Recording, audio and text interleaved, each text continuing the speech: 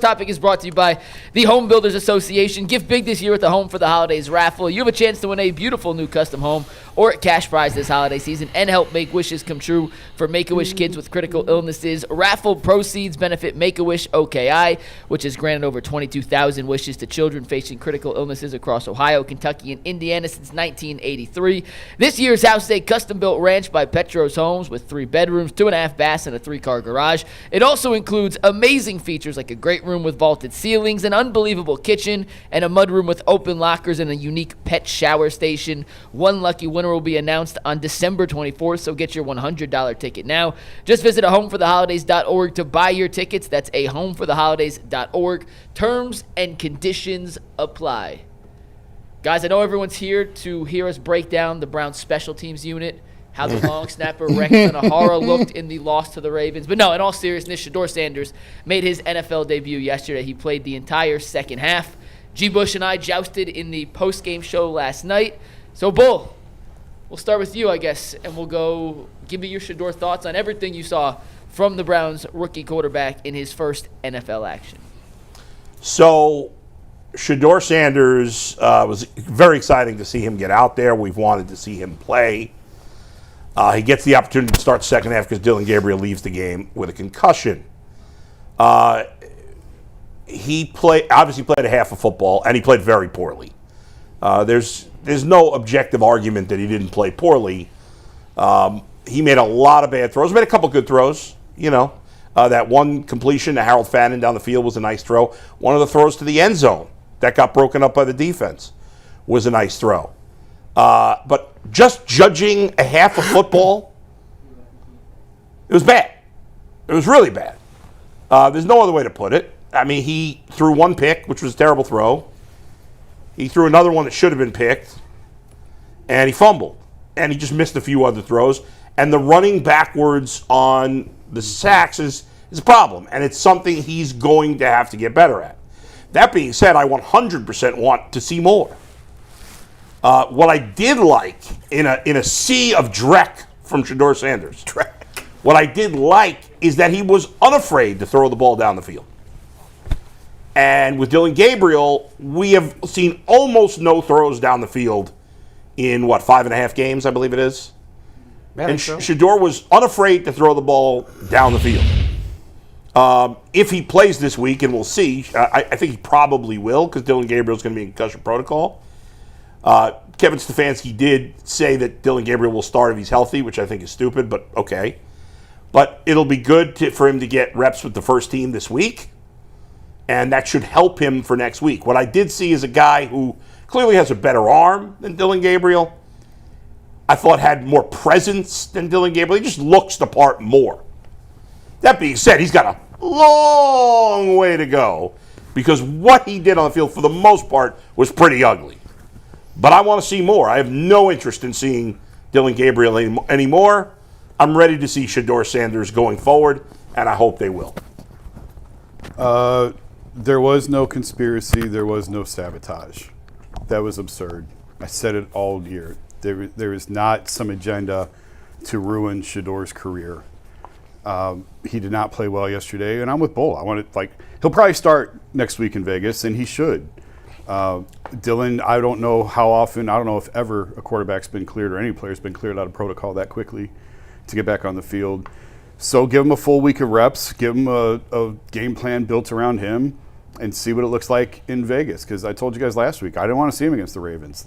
Vegas felt like a better opportunity for him, a worse opponent and a better chance. But everything that you heard throughout the pre-draft process and through all summer long is what you saw yesterday. Holds on to the ball too long, runs out of the back of the pocket, doesn't always know what he's looking at. That's not an agenda against him. That's just where he's at. So I agree, Dillon's never been the long-term answer. No one ever up here has once said Dillon is the franchise quarterback for the Browns for the next 10 years. If anyone has a chance of being it, it's probably Shedeur.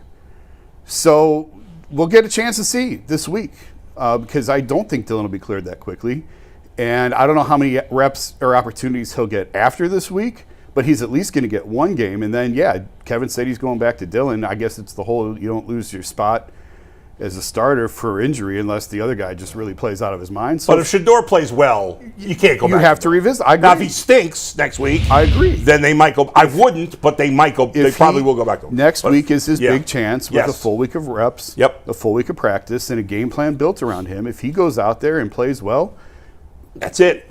take Leave him in there. take 12 and go. Yeah. G. Bush? I thought that was. I thought a lot of what you guys said it was spot on. Like, let's first and foremost, a lot of people done pulled up just to see what G. Bush gonna say today. They like, yo, G. Bush, is you gonna glaze? Is you gonna get in the chat and be doing all kind of mansplaining? No. Here's what I'm gonna do. Let's get down to the brass tacks of it. Did Shedeur Sanders play well? No, he didn't play well. Did Shedeur Sanders drift in the pocket? One of the things that I've said that he's going to have to work on is making sure, hey, it's okay to take a sack, but let me get a 4-yard sack. Let me do this. It's okay to take the 4-yard sack. It's okay to take the 6-yard sack rather than the 14. That's something you have to work on, but that's just because, you out here trying to make plays. And sometimes, Sean King said it, you got to live to fight another day.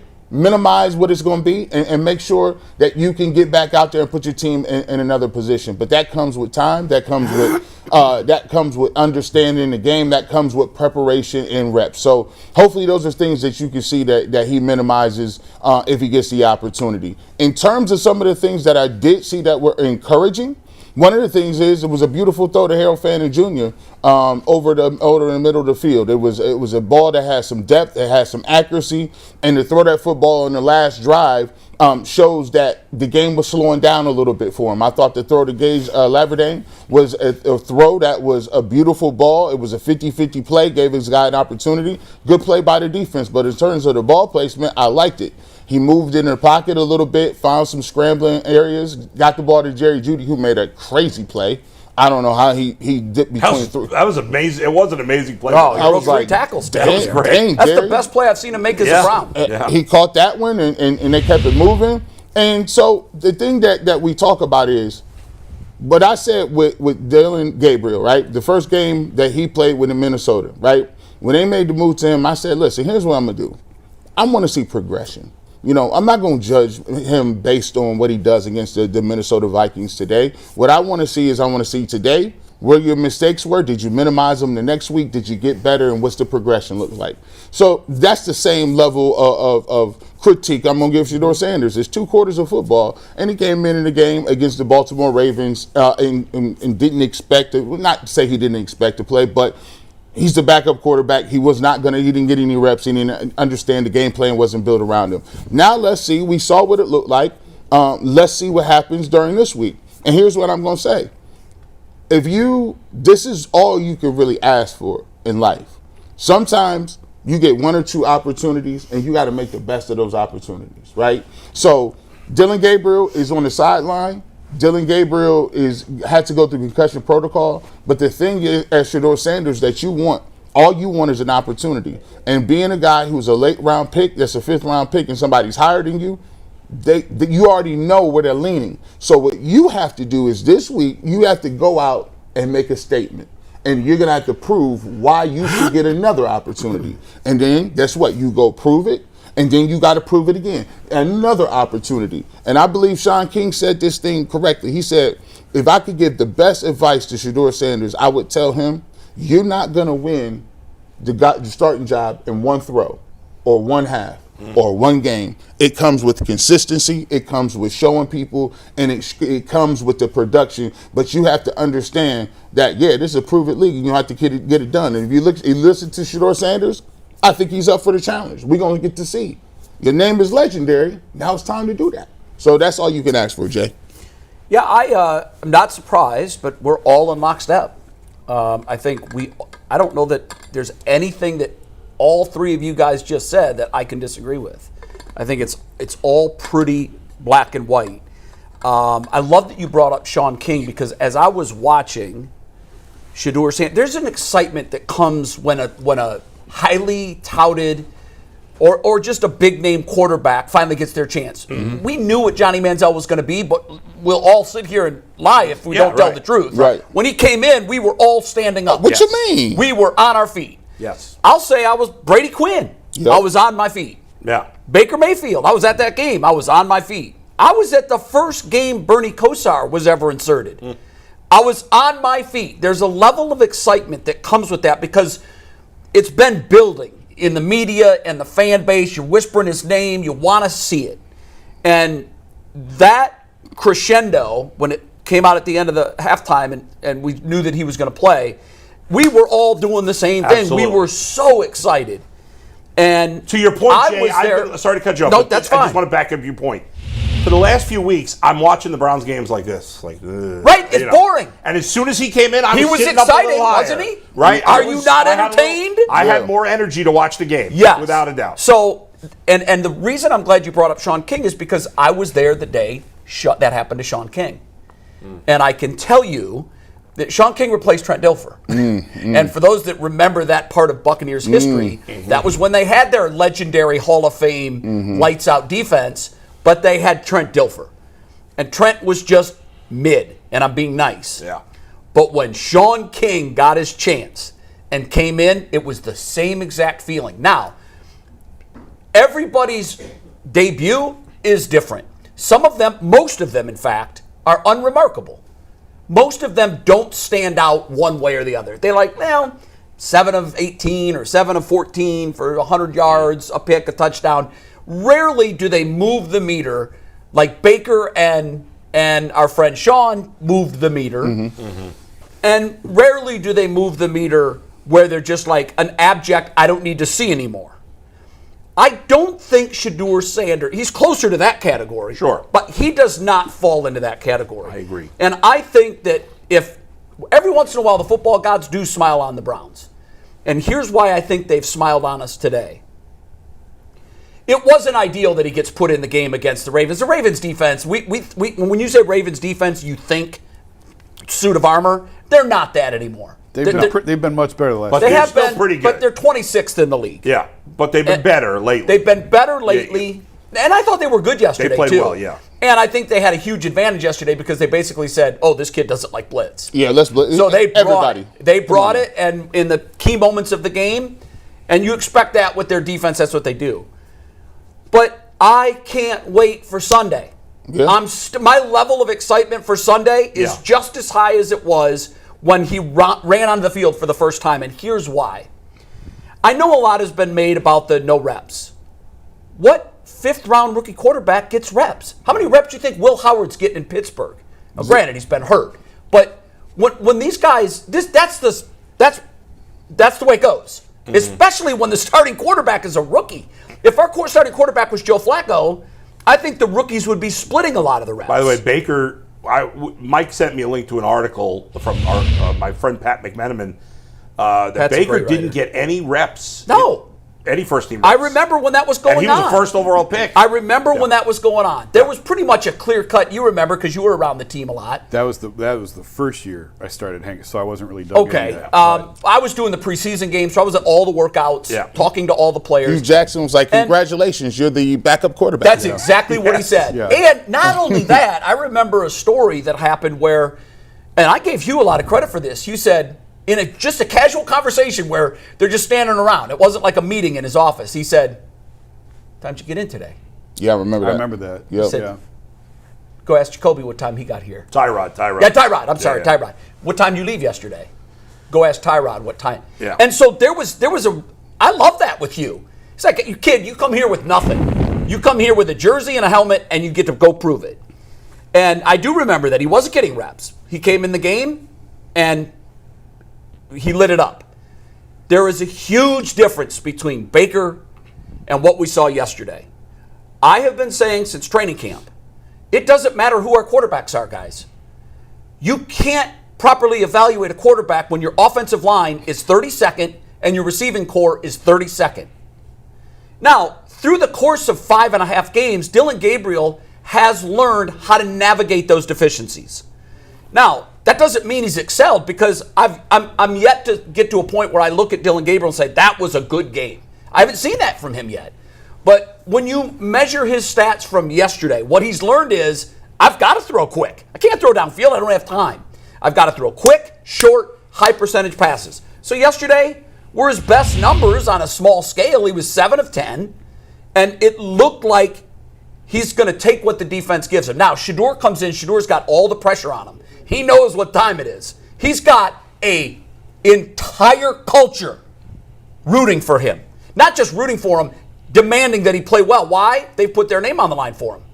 They've all stood up and said, and he knows that. And guys, we can't even imagine. One day when Shedeur is through all this, he will speak of the pressure he has felt this year. It's immense. That's football. Everybody feels it. But I can't wait for Sunday. Yeah. Because now he's going to get a full week with all the reps. And I do think, Jay, I think you were the one that said it, very unlikely Dillon Gabriel clears protocol. It almost never happens where a guy goes in on a Sunday and he's out by Sunday. Right. Plus, you have to. He's a rookie. Dillon's still a rookie.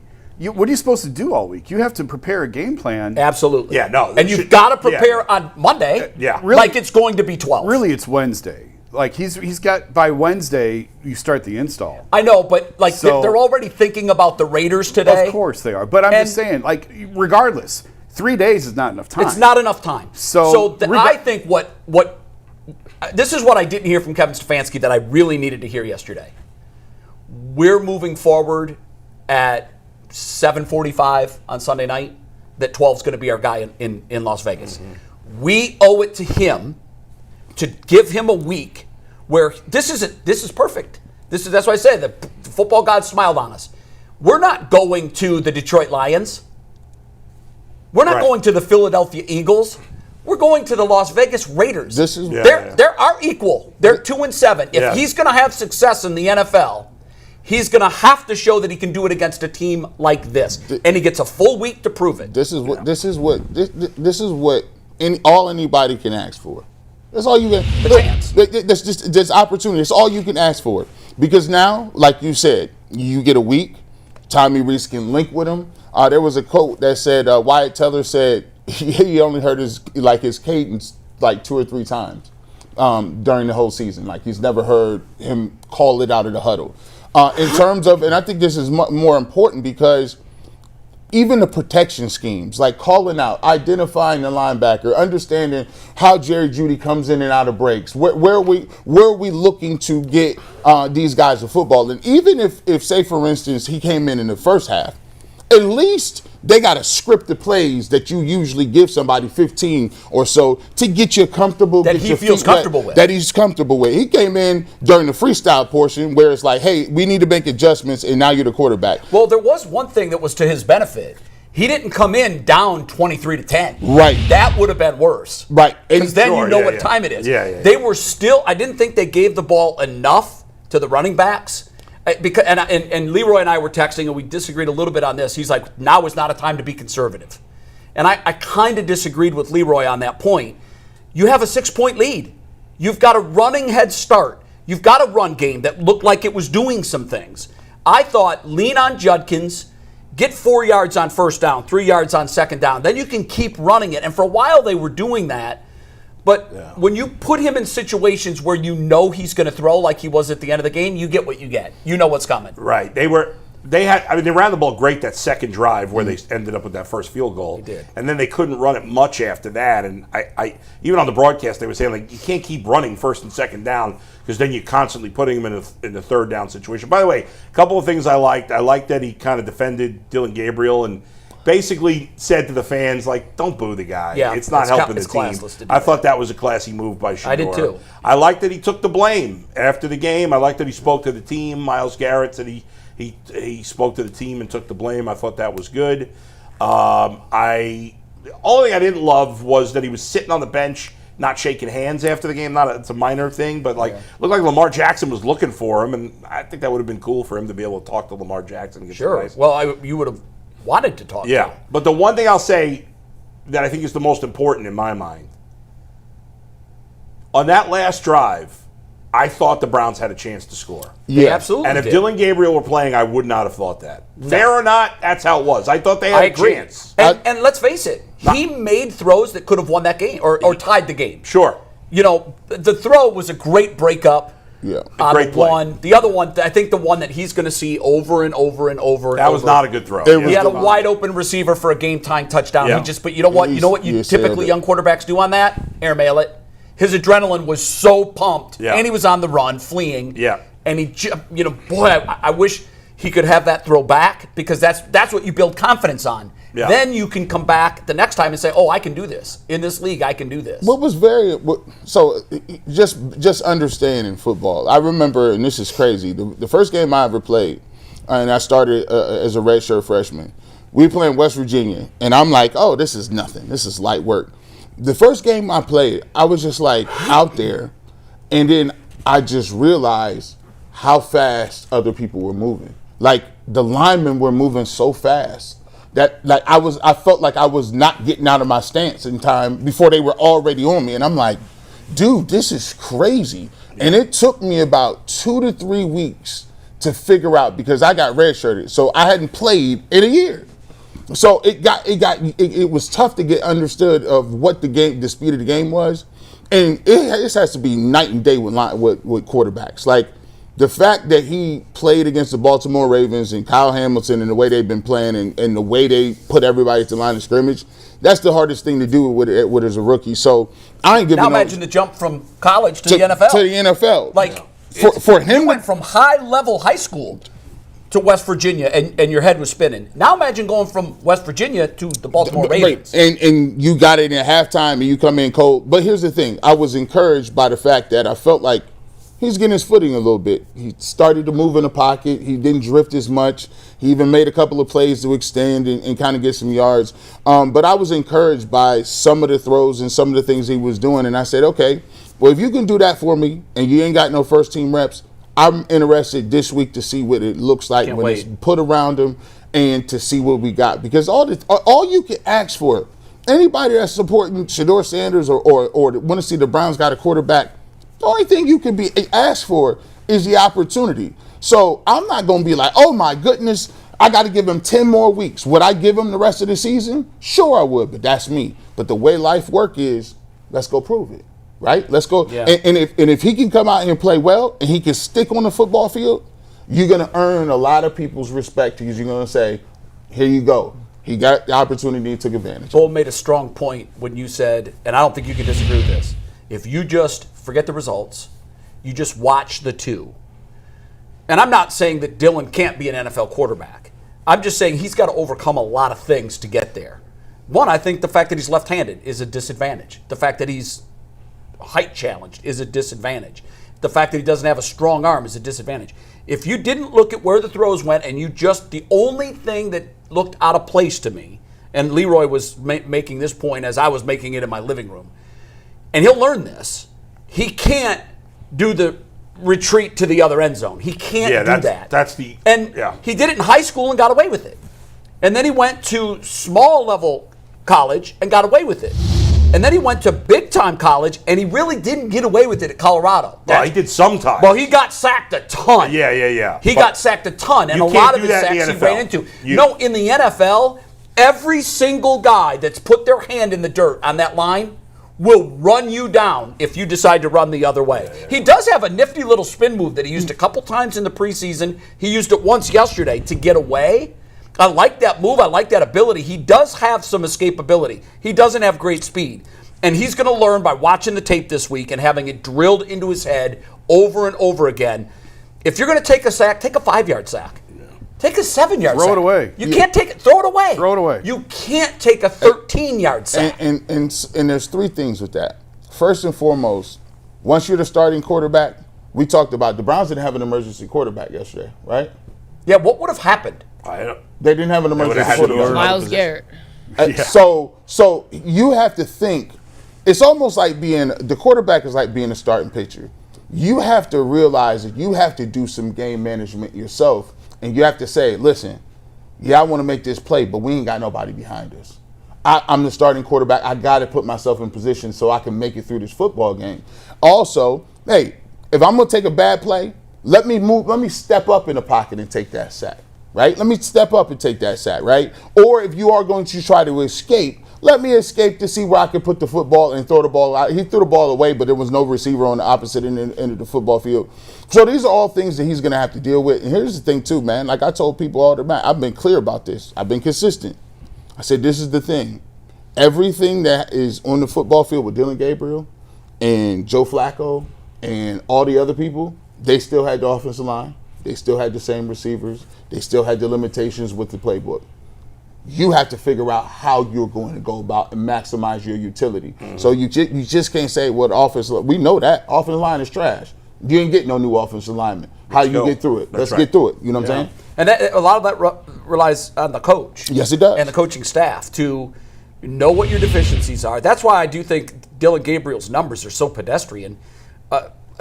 You're crazy if you try to throw the ball downfield in this offense. It's not But smart. you have to do it once in a while. Well, I get that you do. You have to. And I want to see it. I'm with you. But to think that this team can drop a quarterback back on a 5 or 7 step drop and look downfield is insane. Well, this line, I've said that all year. have to do I've said it once going back in a while, to training though. camp. But How no do you- one wanted to listen before. No, listen, I've been in lockstep with you. I've said all year. I said you the drafted receivers 2 rookie suck. quarterbacks. The line sucks. What offense do you want to run? 100%. There is no offense you How can are run you with gonna this do talent. it? And that's why. But you have to throw the ball deep once in a while, not all the time. I think the reason, when you put the whole puzzle together, I did not like that they drafted 2 quarterbacks. I was definitely in the minority on that. I did not like that they traded 2 veterans. That's That's in this insane. situation. If you had 1 veteran, I didn't love signing. You'd be okay. I didn't love signing Flacco. I told, why are you signing a 4-year-old quarterback? But you got to have some sort of veteran presence in that room. When they traded Pickett and then they traded Flacco, Now it's what? like, oh my god. Yeah, it was just all of the moves they made in the time they made them felt like, what are they doing? Bringing Flacco and Pickett in and drafting 2 quarterbacks and then letting both of the veteran quarterbacks go. They are building the plane while they fly it. It's exactly what they're doing. And they keep crashing. And there's no plan. Pull it off the ground again. That's exactly it. And you can't build the plane in the air. You can't do that. And that's what they're trying to do. It's painfully obvious at this point that this team is I think they're worse than we thought they were going to be. I think everybody would agree with that. The offensive line. The offense is. The defense is better than I thought. Have you guys, in your time of watching the Browns, have you ever seen a worse offensive line than the one we have right now? Maybe except the franchise. expansion. Yeah, the expansion franchise year. You were picking everybody's worst 5 or 6 players. Go look at Tim Couch's medical file. Yeah, and then see. But I'm talking about when they were an established franchise. Where What they did. Mike, where are the Browns graded in PFF in terms of team offensive line? They've got to be. I mean, they're low. I'll get Gotta you be the last. number in a sec. I don't know that they got to be last. They're- A lot oh of my bad God. offensive line play. The thing that's alarming. There are plays where I watch, I'm like, what are they doing? The alarming thing up front is, there's it happens, and I've been doing film breakdowns the entire time, and I pointed out that they just don't seem to understand their assignments. They don't know who they're blocking. If they're sliding protection one way or man in the backside up, it's like there's guys coming free. I don't know how they're counting it up. There's guys that, obviously you're never supposed to let the closest guy to the quarterback free in terms of a blitzing situation, and they let A-gap rushers. You can never have A-gap rushers come free. Make the guy take the path that's the furthest outside, which is the edge rusher, but it seems like they don't have. There was a play in this game where the interception happened. They turned the A-gap guy loose, and it's like Ethan Pochich has his shoulders turned. If you step this way and there's nobody here, you know that there's somebody coming backside. So he's 2-3 counts late, but it's just the offensive line play. It is what it is. It's up to Tommy Rees. It's up to the quarterback to figure out, okay, how do we mitigate some of this, and how do we find some place somewhere? Yes. So I got the offensive line grades. Bull, this is before yesterday's game because not all the games have been played. So this is up through week 10. Yeah.